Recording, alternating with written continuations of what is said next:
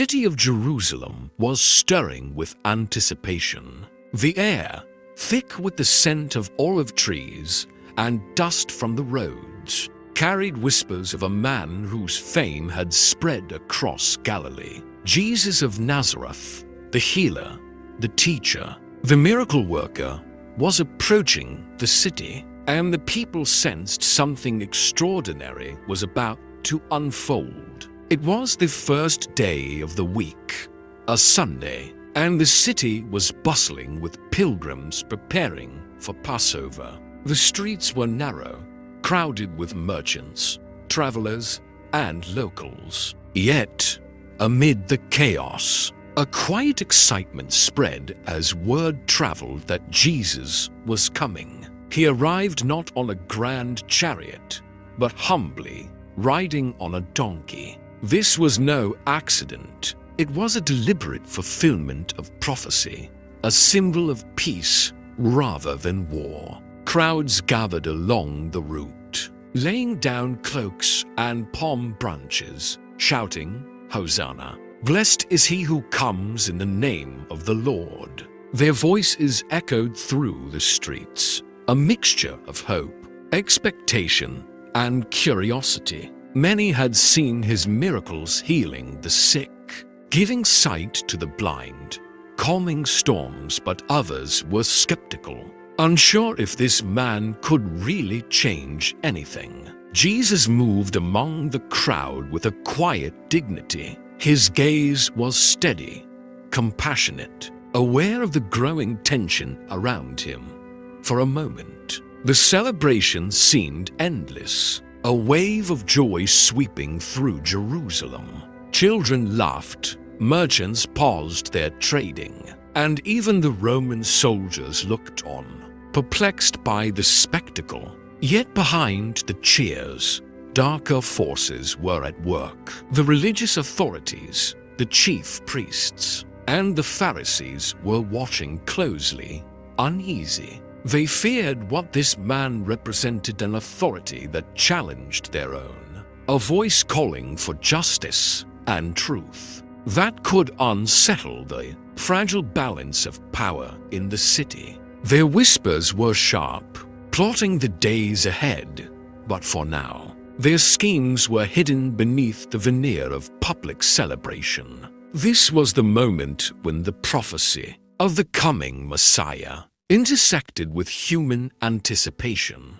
A crowd in jubilation, a man on a donkey, a city oblivious to the approaching storm.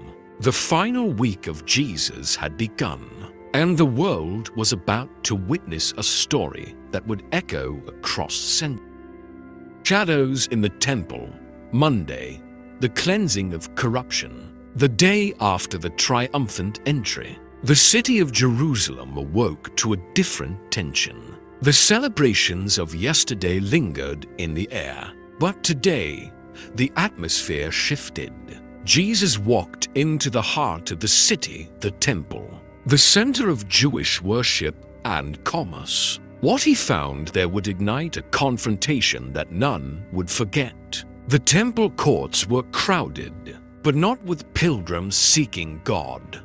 Instead, merchants and money changers had turned the sacred space into a marketplace. Oxen and sheep filled the courtyards, coins clinked relentlessly, and the sounds of bargaining over sacrifices echoed against the ancient stone walls. Worship had been replaced by commerce, devotion overshadowed by greed. Jesus' anger was quiet, yet piercing. He made a whip from cords and began overturning tables, scattering coins across the marble floor. "It is written," he shouted, "My house shall be called a house of prayer, but you have made it a den of thieves." The voices of the merchants faltered, and the crowd fell silent, sensing the gravity of his words. This was more than righteous indignation. It was a confrontation with corruption,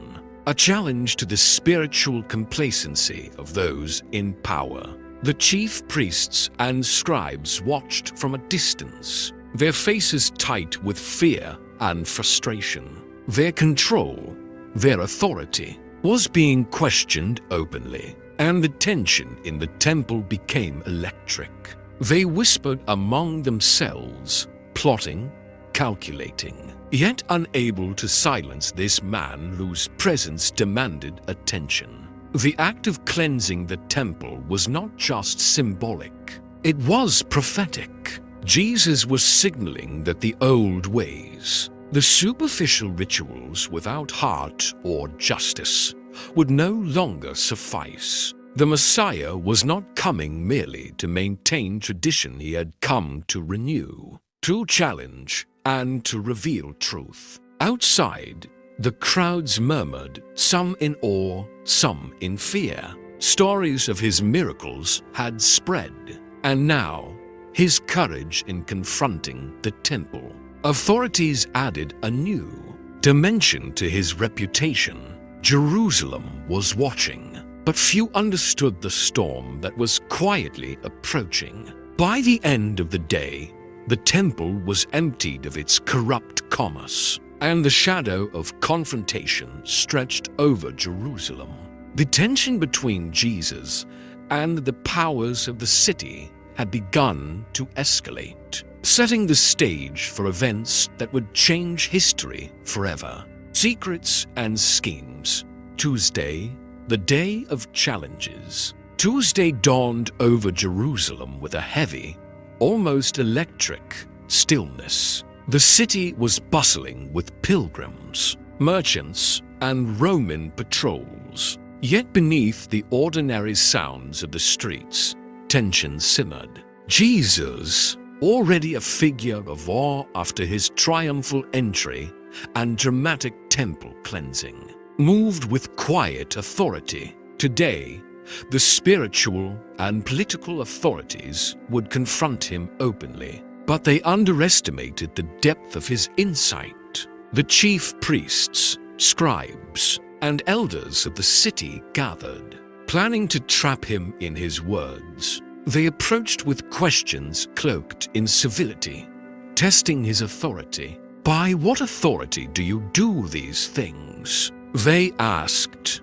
Others tried with cunning questions about paying taxes to Caesar, hoping to catch him in a political trap.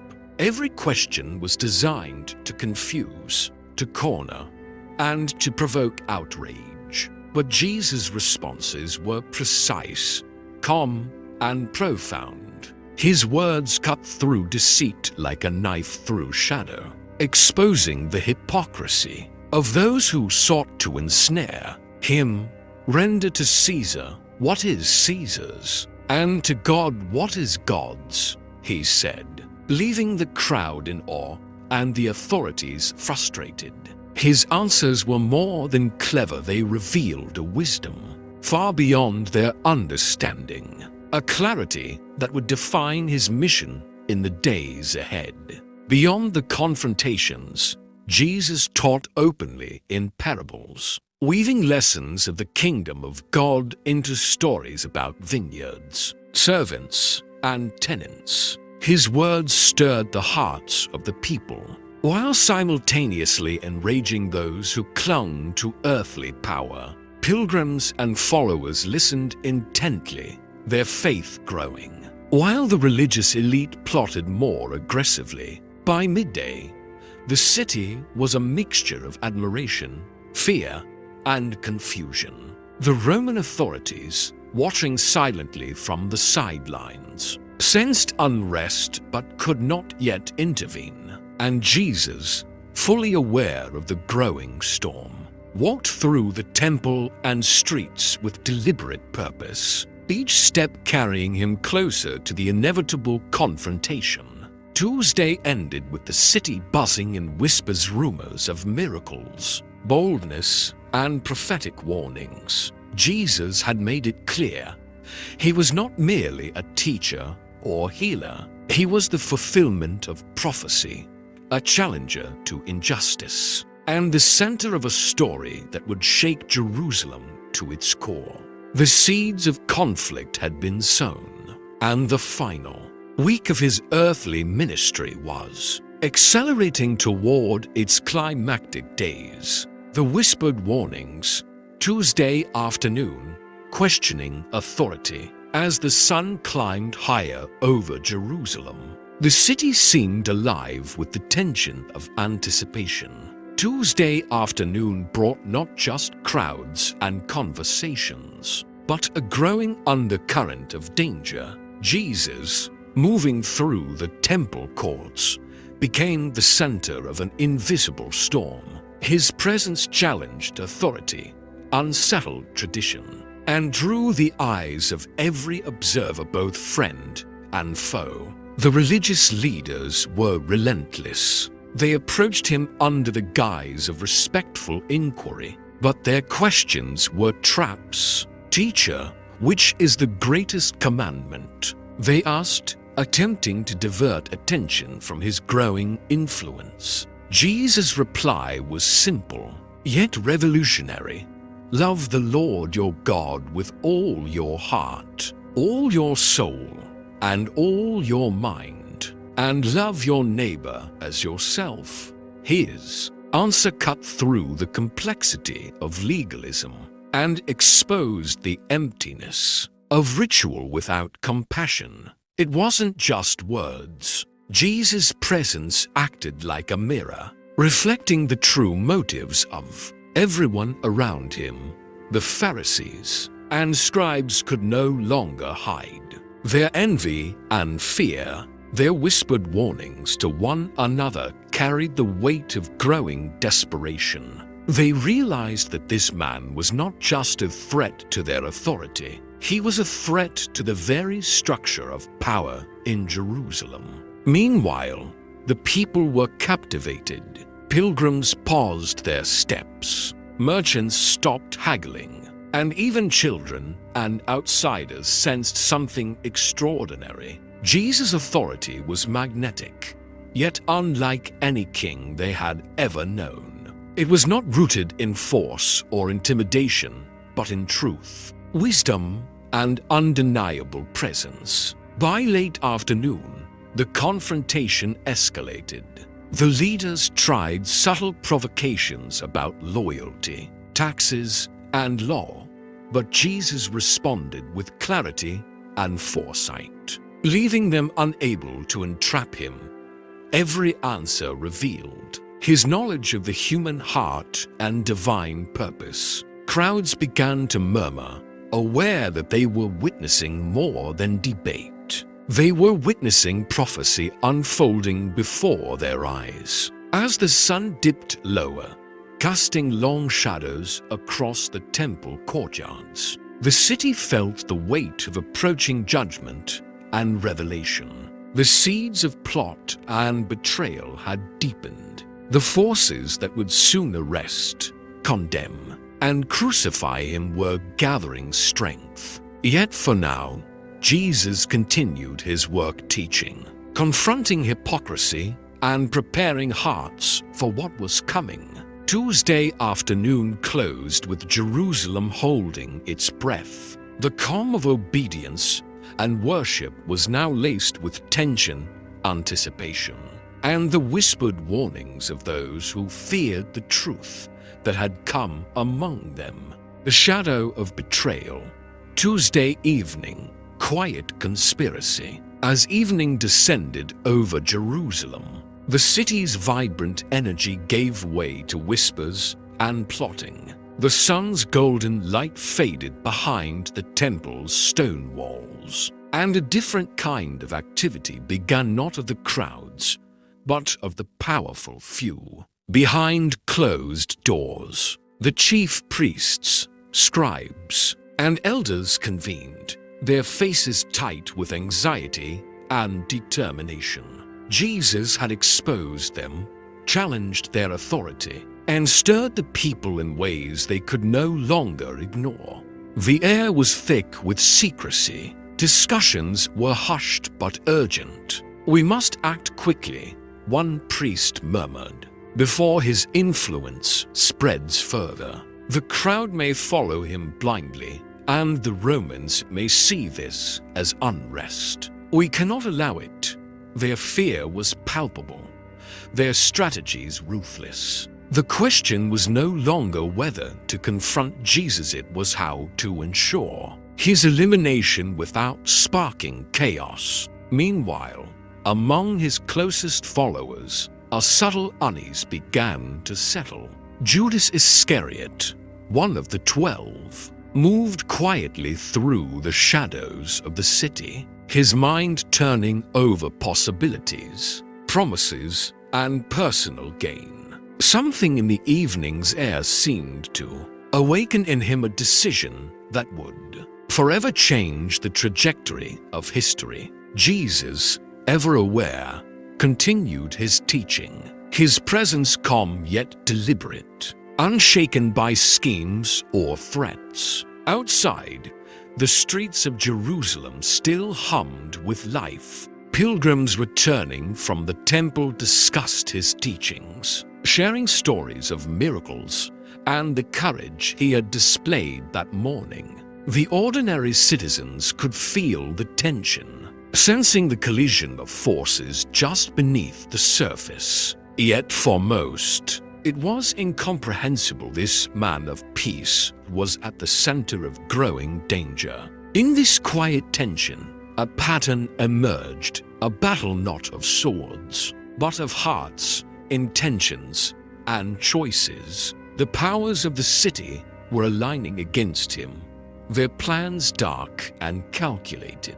Yet in every whispered conspiracy, in every plotting eye, Jesus' awareness remained complete. He walked through the streets with purpose, his words gentle, his gaze piercing, fully conscious of the storm gathering in the shadows. Tuesday evening closed with an invisible line drawn on one side, the innocent and the faithful, drawn to his light. On the other, the plotting and the powerful, preparing for betrayal.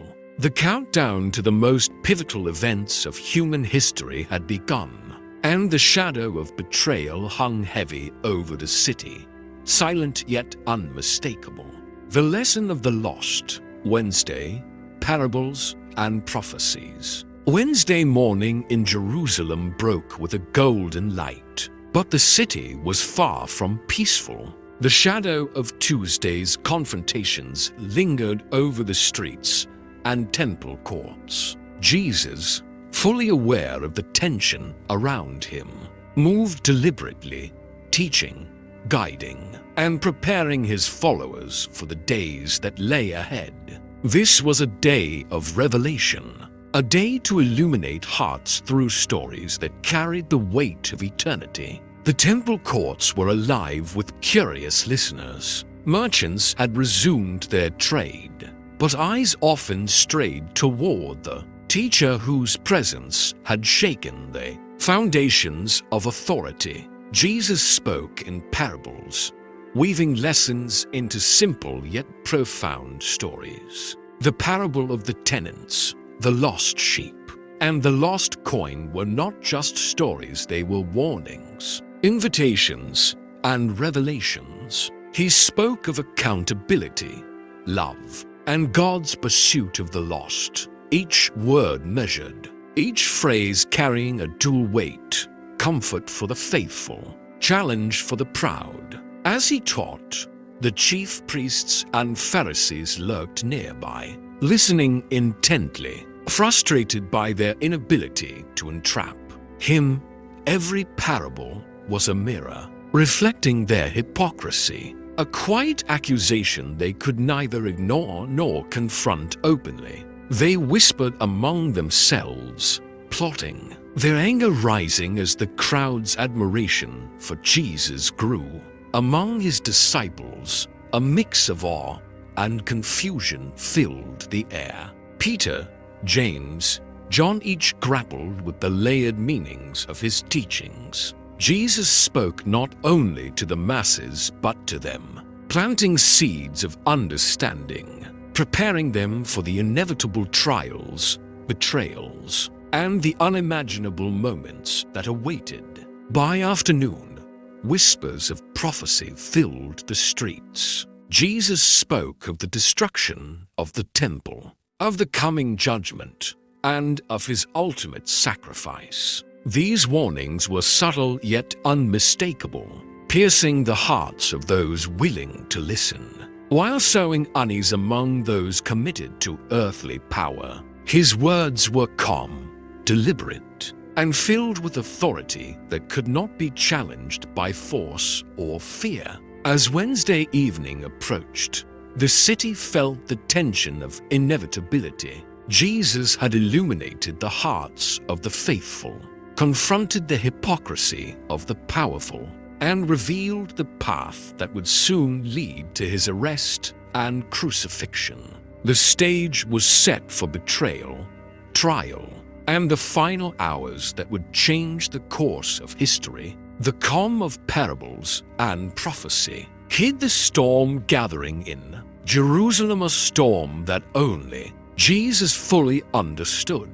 As he continued his walk toward the most defining week in human history, secrets in the shadows, Wednesday evening, the plot deepens. As night fell over Jerusalem on Wednesday, the city seemed to hold its breath. The streets quieted, but behind closed doors, a storm of conspiracy and betrayal was gathering force. The religious leaders, unable to counter Jesus openly, moved in the shadows, planning the steps that would change history forever. Their whispers carried urgency, greed, and fear, the perfect mix for a plot against the Son of God. Inside the council chambers, the high priests and elders leaned in, voices low but sharp.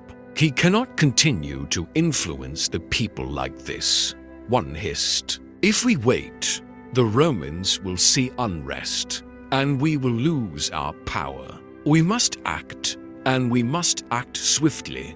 Their words were deliberate, calculated strategies shaped by fear, jealousy, and a desire to maintain authority at any cost. Meanwhile, Judas Iscariot, one of the 12, moved through the city's dimly lit streets, his heart torn between loyalty, greed, and temptation.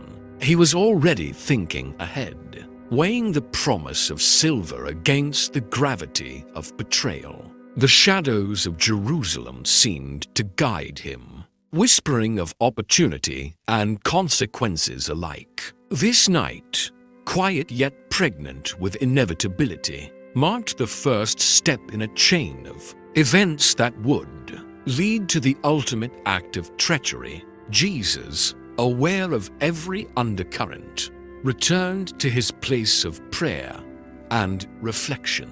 He knew the plans forming in the hearts of men, yet his calm remained unbroken. His disciples, tired from days of teaching, miracles, and confrontation, watched him, unaware of the full weight of the danger looming over them. Yet in his presence, there was reassurance, a quiet authority that reminded them that even in the face of betrayal, the divine plan moved steadily forward. Outside, the city slept uneasily. Guards patrolled the streets, merchants shuttered their shops, and pilgrims returned to their lodgings, oblivious to the intricate web of conspiracy being spun around them. The contrast was stark: the peace of night over a city unaware, against the calculated scheming of those desperate to preserve power.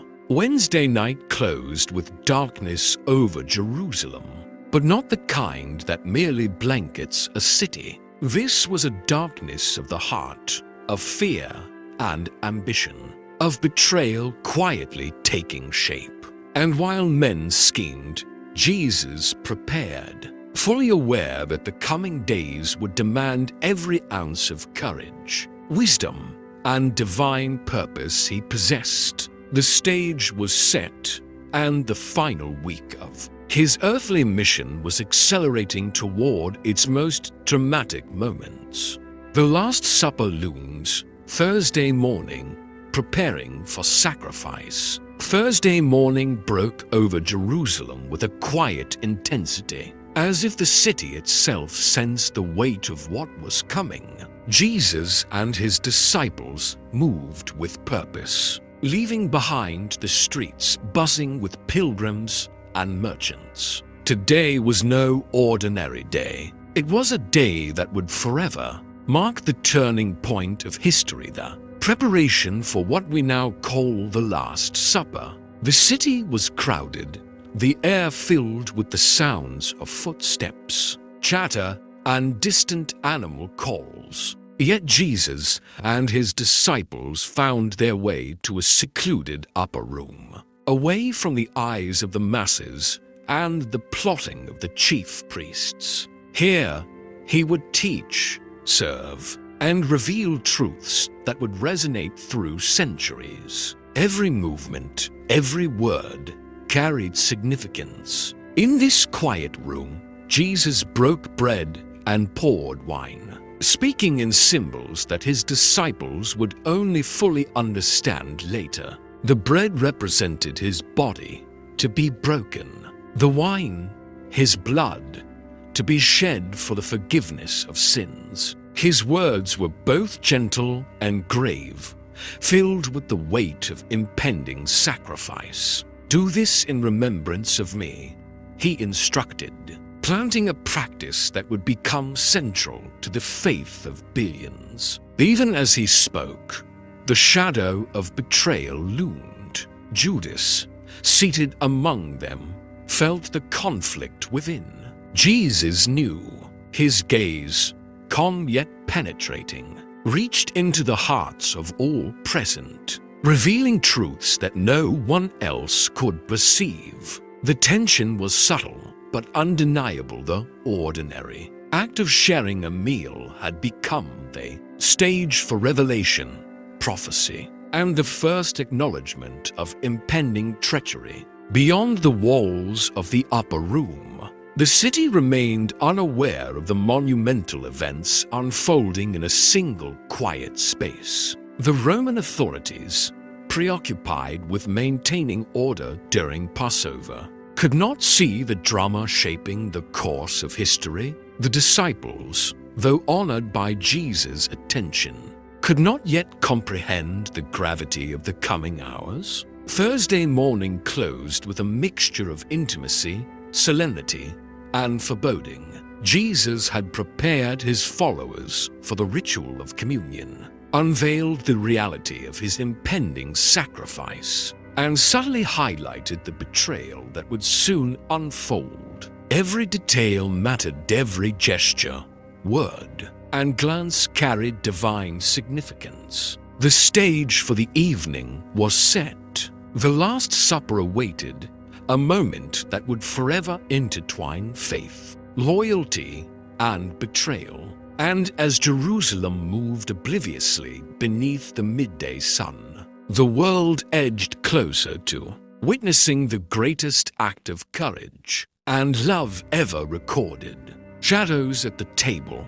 Thursday evening, the Last Supper. Thursday evening fell over Jerusalem, casting long shadows through the narrow streets and onto the quiet upper room, where Jesus and his disciples had gathered. This night would become the defining moment of faith and betrayal, a convergence of intimacy, instruction, and foreboding. The Last Supper was not just a meal, it was a profound statement of purpose, love, and the cost of redemption. The disciples sat in anticipation, unaware of the full weight of the night ahead. Jesus moved among them, breaking bread with deliberate care, each gesture charged with meaning. He spoke of servitude and humility, washing the feet of his followers, a shocking act for a teacher of his stature. "If I, your Lord and teacher,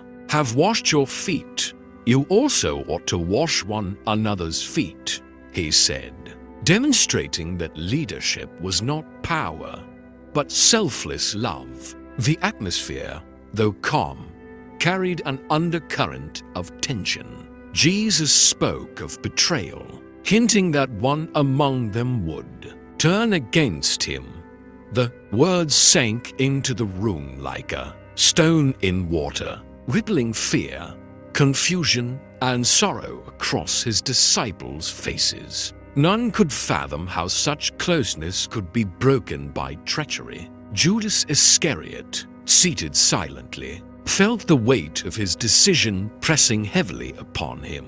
He had already begun to plot, yet the words of Jesus seemed to pierce the shadows in his heart. The scene was intimate, yet charged with tension that could be cut with a knife. Every smile, glance, and gesture carried layers of meaning, loyalty, doubt, love, and impending betrayal intertwined. Jesus shared the symbolic bread and wine, speaking of his body broken and his blood shed. This ritual would become the foundation of communion, a timeless reminder of sacrifice and divine love. His words were gentle yet filled with authority, offering comfort while also foreshadowing unimaginable suffering. Outside, Jerusalem's Passover celebrations continued, unaware of the historic night unfolding in the upper room. The ordinary sounds of the city contrasted sharply with the extraordinary significance of what was happening within. Here, the fate of one man and the salvation of countless souls were being quietly set into motion. Thursday evening closed with a mix of reverence and unease. The disciples were bonded in faith yet unprepared for the coming storm. Jesus, fully aware of what lay ahead, had sown seeds of courage, instruction, and prophecy. The final week was entering its most intense, hours that would forever change the course of history. In the Garden of Shadows, Thursday night, Gethsemane, Thursday night fell over Jerusalem, and the city's bustling streets gave way to quiet whispers under the olive trees of Gethsemane. After the Last Supper, Jesus and his disciples left the upper room and crossed the Kidron Valley, moving toward the secluded garden. Here, the air was heavy, the night thick with tension and anticipation, a place where human fear and divine purpose would collide. The disciples, exhausted and overwhelmed, struggled to stay awake as Jesus walked deeper into the garden. His heart was burdened with the weight of what was to come, the suffering, the betrayal, the unimaginable pain that lay ahead. He knelt among the olive trees, his eyes lifted in prayer, speaking to God with raw honesty. "Father, if it is possible, let this cup pass from me. Yet not my will, but yours be done." His words revealed the depth of his humanity, the vulnerability of the Son of Man, and the obedience that defined his mission. Around him, the night was alive with tension. The disciples, though close, could not fully grasp the gravity of the moment. Their eyes grew heavy, their vigilance faltering, even as Jesus asked them to watch and pray. The quiet of the garden contrasted sharply with the storm raging in his heart, a storm of sorrow, resolve, and submission to the divine plan. Meanwhile, Judas Iscariot, carrying the weight of treachery, moved through the shadows, accompanied by a group of soldiers and temple guards. Their steps were deliberate, their intentions lethal, yet Jesus was fully aware of every movement. The tension of impending betrayal hung in the air, invisible yet palpable, as if the trees themselves held their breath. In the garden, Jesus prayed, sweat mingling with his anguish, each word a testament to courage in the face of unimaginable suffering. He returned to his disciples, finding them asleep, human weakness contrasting sharply with divine strength. The night pressed on, a prelude to arrest, trial, and the crucifixion that would soon follow. Thursday night in Gethsemane ended not with peace, but with readiness, a readiness born of obedience, courage, and love. Jesus' prayers, his resolve, and his awareness of betrayal set the stage for the ultimate confrontation between light and darkness. The final week of his earthly life had entered its most intense and defining hours. A kiss of darkness, Thursday night, betrayal and arrest. Thursday night in Gethsemane had grown heavy with shadows, and the quiet of the olive grove was shattered by the approach of men carrying torches and weapons. Judas Iscariot, the disciple chosen to betray, led the group. The tension was suffocating, every step echoing the weight of what was about to unfold. The scene was set for one of the most dramatic and heart-wrenching moments in history. Jesus stepped forward calmly, fully aware of the approaching betrayal. The disciples, startled and fearful, instinctively reached for defense, but he commanded peace. "Do what you came to do," he said with authority, his voice calm yet piercing. There was no panic in him, no attempt to flee. Instead, there was an unshakable resolve, a recognition that the events of this night were part of a divine plan. Judas approached, masking the dagger of treachery with familiarity. He leaned in and kissed Jesus, a gesture meant to identify him to the soldiers. That kiss, intimate in its appearance, became the symbol of ultimate betrayal, a disciple turning against his master, his teacher, and the very Son of God. The guards moved swiftly, seizing Jesus, binding his hands, and leading him away under the cover of night. The disciples reacted in shock and confusion. Peter, in a moment of panic, drew a sword and struck the servant of the high priest, cutting off his ear. But Jesus intervened immediately, healing the man and commanding restraint. "Put your sword back into its sheath," he said. "All who live by the sword shall perish by the sword." In these words, he revealed the essence of his mission: non-violence, obedience, and love, even in the face of betrayal and aggression.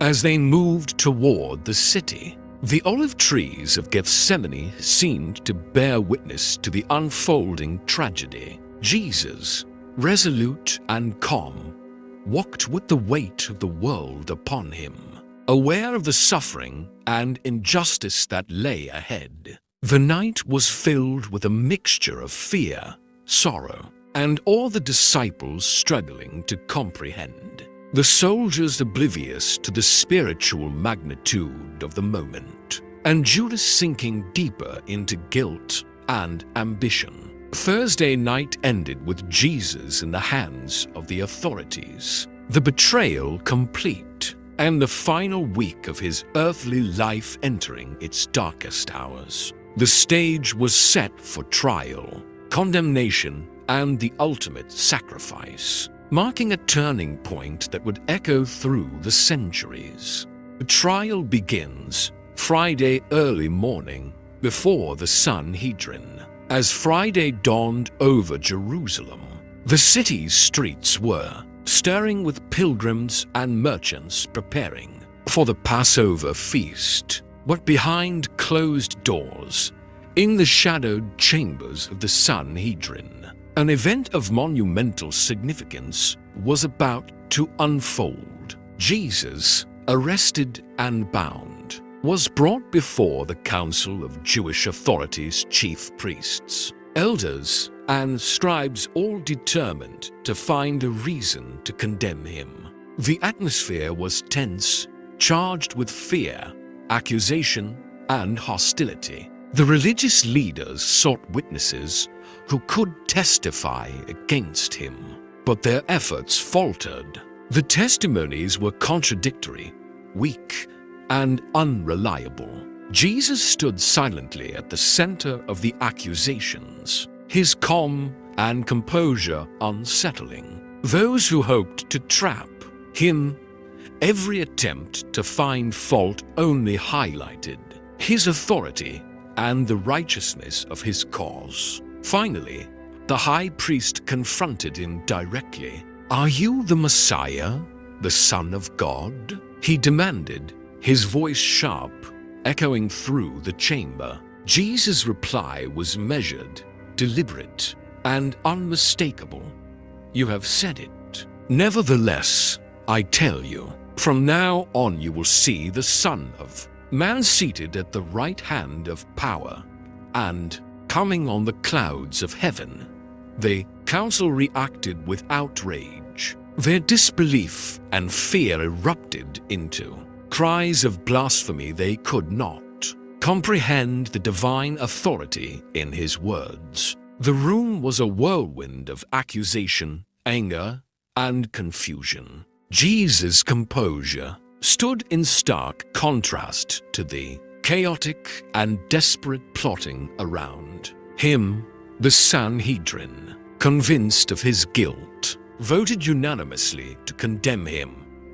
Yet even in this moment of human judgment, divine purpose remained unshaken. Jesus' path was unfolding exactly as foretold. Every step deliberate, every act intentional. Outside the chambers, the city continued its preparations for Passover, oblivious to the trial taking place. The disciples, hidden in fear and uncertainty, struggled to understand the speed and severity of the unfolding events. Judas, having completed his act of betrayal, faced a gnawing sense of guilt and despair. The silver he had taken weighing heavily on his conscience. Friday morning in Jerusalem closed with the judgment of the Sanhedrin pronounced. A verdict rooted not in justice, but in fear, envy, and misunderstanding. Jesus, the innocent, was condemned to death. The wheels of history moved inexorably forward, setting the stage for the trials before Roman authority, the scourging, and the ultimate crucifixion that would define the world forever. Before Pilate, Friday morning, the Roman judgment. Friday morning in Jerusalem brought the city to life. But for Jesus, the day was heavy with inevitability. After being condemned by the Sanhedrin, he was led into the heart of Roman power, the Praetorium, the judgment hall of Pontius Pilate, the governor who wielded both law and sword. Here, the fate of the Son of God would be weighed against politics, fear, and human indecision. The crowd had gathered, a mixture of pilgrims, curious onlookers, and religious leaders, their voices carrying accusations and demands. "Crucify him," they shouted, pressing their case, blending piety with political pressure. Pilate, seated on his judgment seat, questioned Jesus with authority, but found no fault in him. Every answer from Jesus was calm, precise, and layered with meaning, revealing wisdom far beyond earthly understanding. Pilate turned to the crowd, perplexed and frustrated. "Shall I crucify your king?" he asked, recognizing the irony of their cries for his death and the reality of his innocence. The chief priests and elders, unwilling to yield, incited the crowd further, twisting justice into a performance of power. Pilate's dilemma intensified. He feared a riot, feared losing favor with Rome. Yet he could not deny the truth staring him in the face. This man had committed no crime deserving death. Despite his hesitation, Pilate sought a compromise. He offered to release one prisoner as a Passover tradition. Hoping the crowd would choose mercy, he presented Jesus, the innocent, alongside Barabbas, a known criminal and rebel.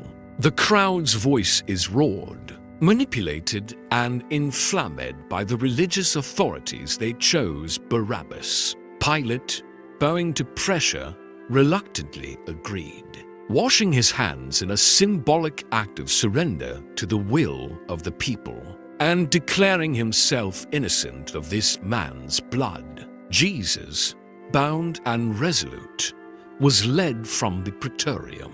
His eyes were steady, his demeanor unwavering. He understood fully what awaited him: the scourging, the crown of thorns, the journey to Golgotha, but he embraced the path with obedience and courage. Friday morning closed with injustice pronounced, innocence condemned, and the city's political and religious powers entwined in a deadly conspiracy. The wheels of fate had turned, and the Son of God was on his way to the cross. Every step, every act, every word had brought humanity to the edge of its most profound moment, a moment that would echo through time. The scourge and the crown. Friday midday, the humiliation.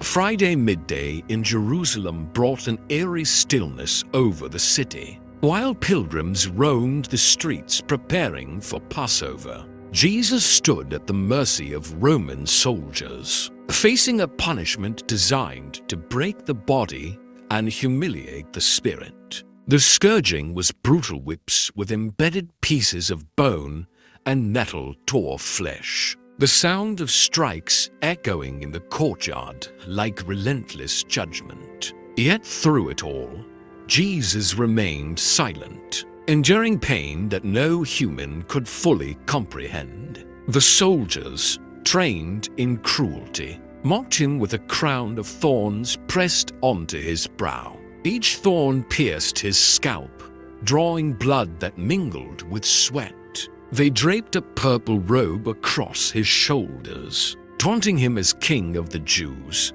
a cruel parody of the sovereignty he embodied. Laughter and jeers filled the air, but Jesus did not retaliate. His silence and composure transformed the mockery into a display of divine strength, revealing a power and purpose far beyond the cruelty inflicted upon him.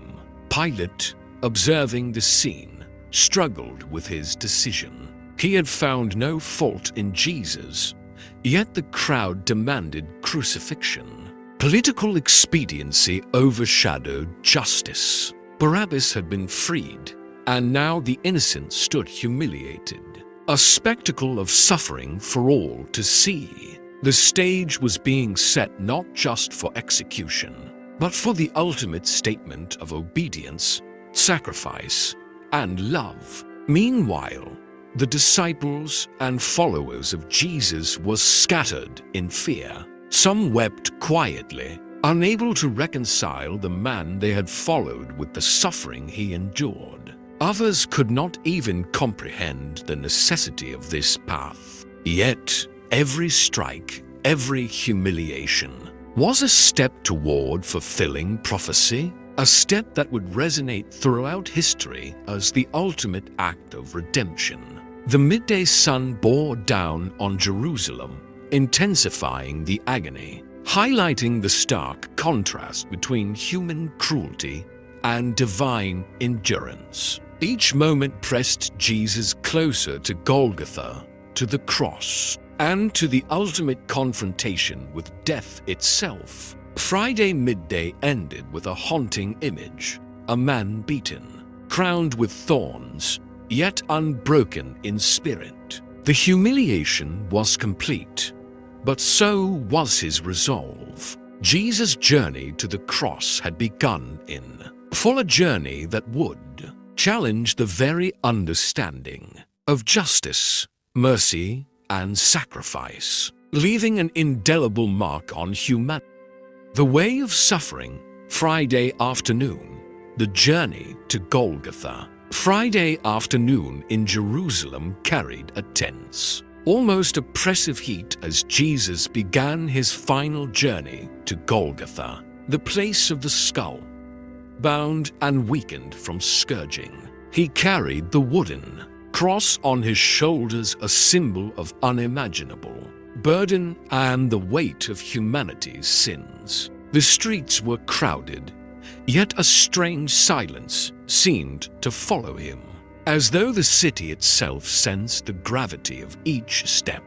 The path was brutal. Jesus stumbled repeatedly under the weight of the cross. The crowd pressed in from all sides. Some mocked, others jeered, and yet a few watched in stunned silence, unable to look away from the scene unfolding before them. Soldiers urged him forward with harsh prods and cruelty, yet his eyes remained fixed, steady, and filled with purpose. Each step was agony, yet each step was a testament to obedience and love beyond human comprehension. Along the way, Jesus encountered Simon of Cyrene, a passerby conscripted to carry the cross. This brief moment of human intervention underscored the reality of suffering, sometimes unavoidable, yet shared through compassion and assistance. Jesus allowed the help without resistance, demonstrating humility and the interconnectedness of human endurance. Women lined the streets, weeping at the sight of his suffering. He paused briefly, offering words of comfort. Daughters of Jerusalem, do not weep for me. Weep for yourselves and your children, even in pain. His concern extended beyond himself, highlighting a mission not of revenge or anger, but of love, mercy, and warning for generations to come. The journey to Golgotha was both physical and spiritual. Every fall, every bruise, every moment of exhaustion revealed the depth of his sacrifice. The streets bore witness to the cruelty of human judgment and the resilience of divine purpose. By mid-afternoon, Jesus reached the hill of crucifixion. The cross was prepared, the nails ready, and the stage set for the ultimate act of redemption.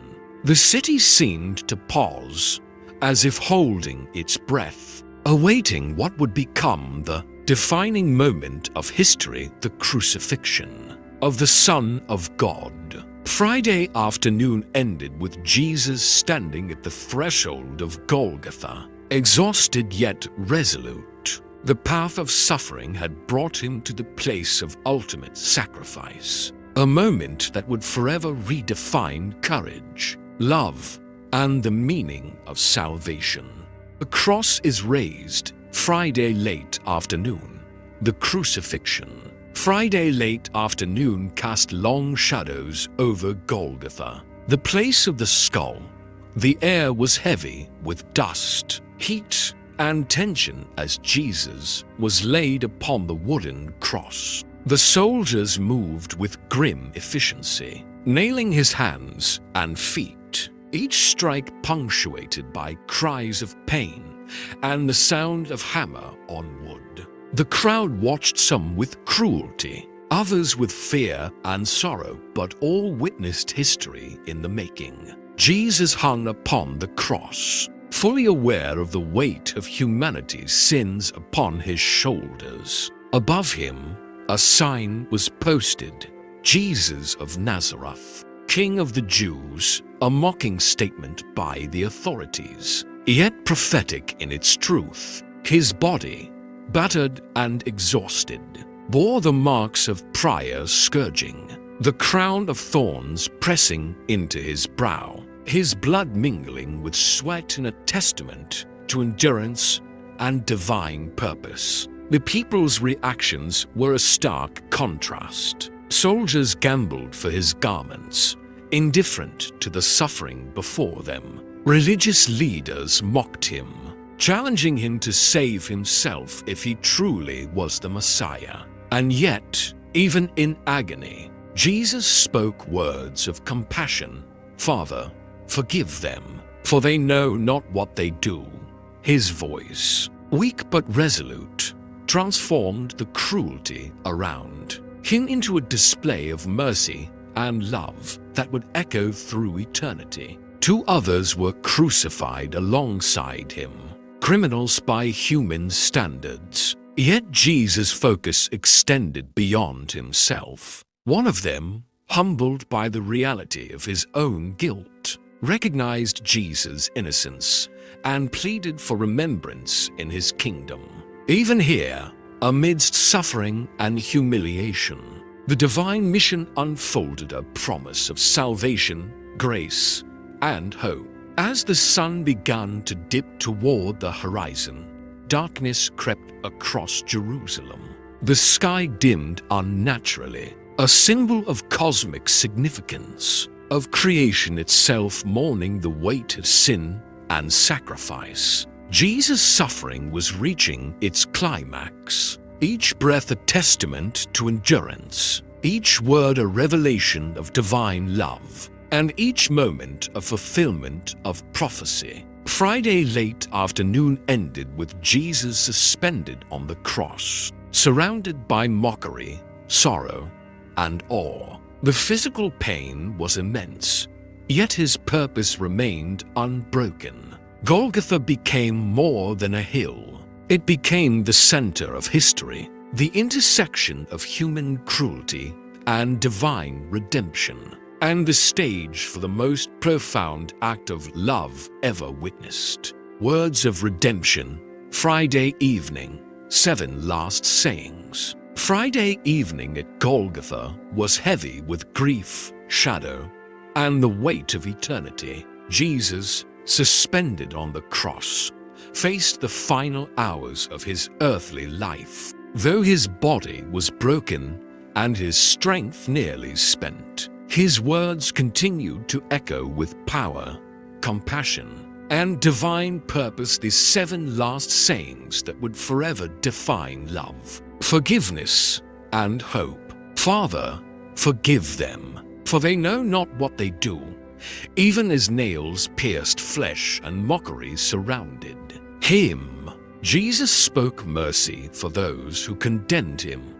His words transcended cruelty, revealing a love so profound that it reshaped the understanding of forgiveness forever. To the repentant thief crucified beside him, he promised, "Today you will be with me in paradise." Here was grace, in its purest form, an assurance of salvation offered to one who recognized truth amid chaos. Jesus' mother, Mary, stood nearby, grief etched deep in her eyes. To her, he said, "Woman, behold your son," entrusting John, his beloved disciple, to her care. Even in suffering, his concern for others endured. Turning inward, Jesus voiced his anguish, my God, why have you forsaken me?" The cry revealed the depth of human suffering,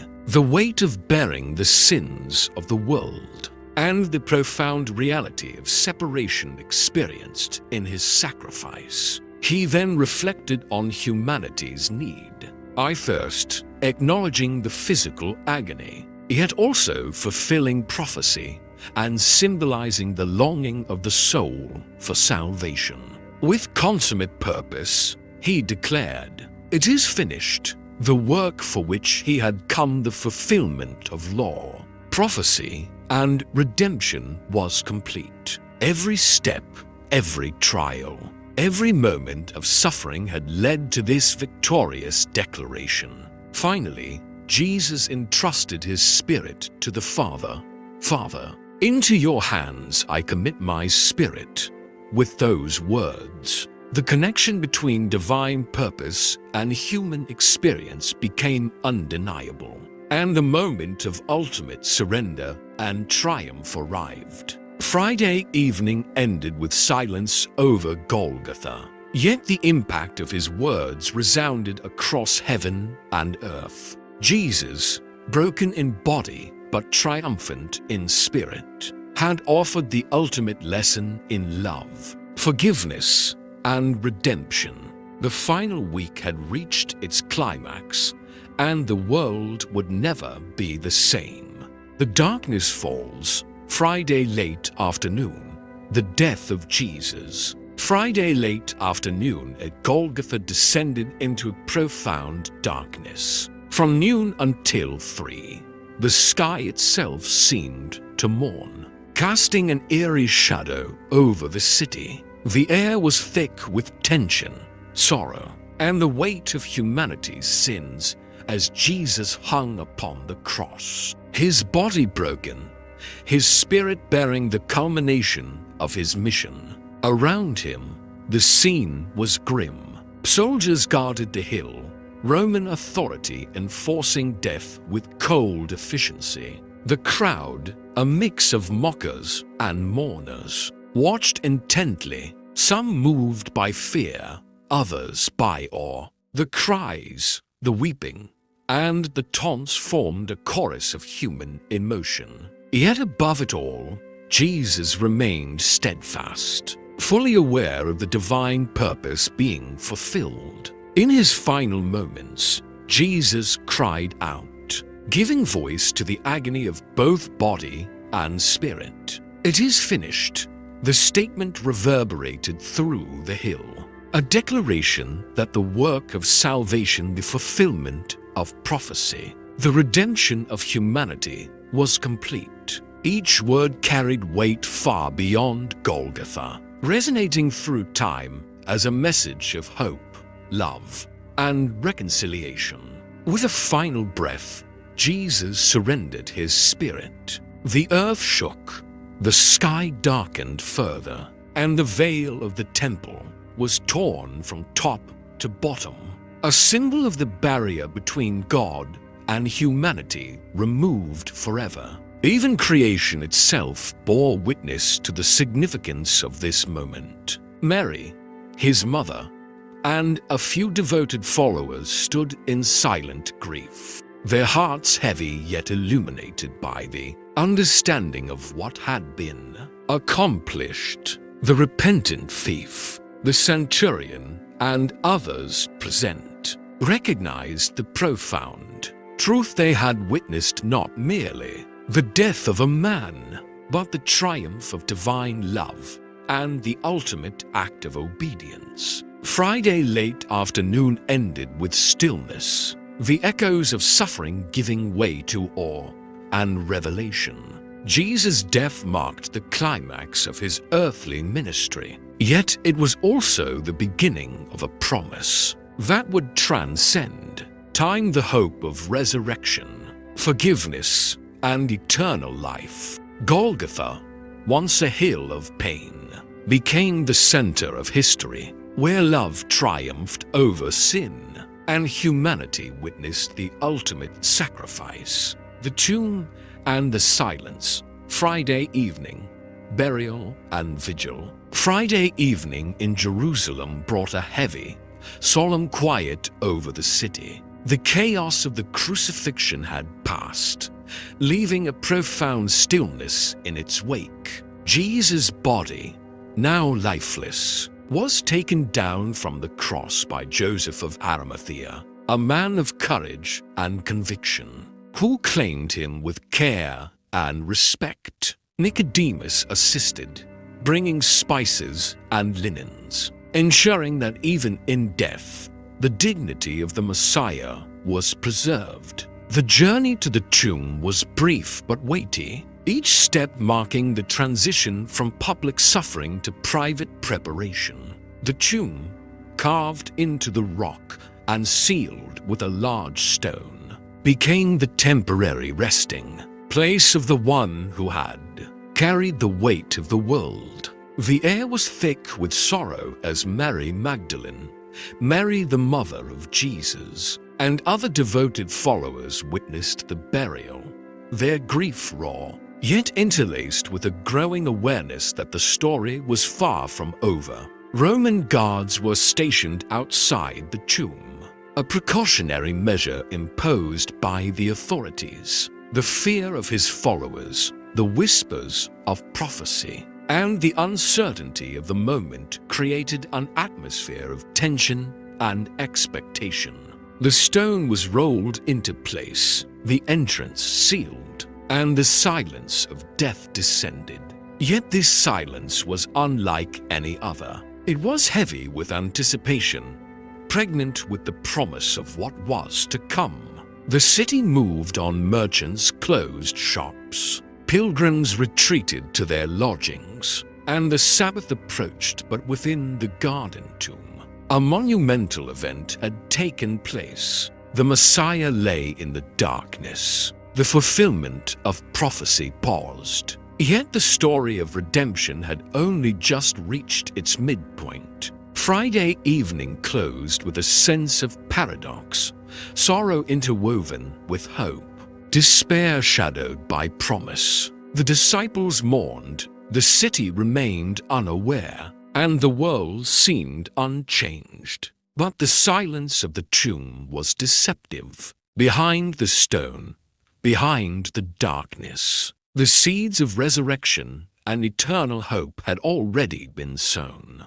The final week of Jesus' earthly life was complete in suffering, yet the dawn of victory awaited just beyond the horizon. Dawn of victory, Saturday and Sunday, the resurrection prelude. Saturday dawned over Jerusalem with a heavy quiet, the Sabbath bringing stillness to streets that had been filled with grief, chaos, and awe. The tomb of Jesus remained sealed, the large stone in place, Roman guards alert, and the city unaware that history itself was poised on the edge of transformation. What appeared as an ending was, in truth, the pause before the greatest revelation humanity would ever witness. The disciples hid, hearts heavy with sorrow and confusion, grappling with loss and uncertainty.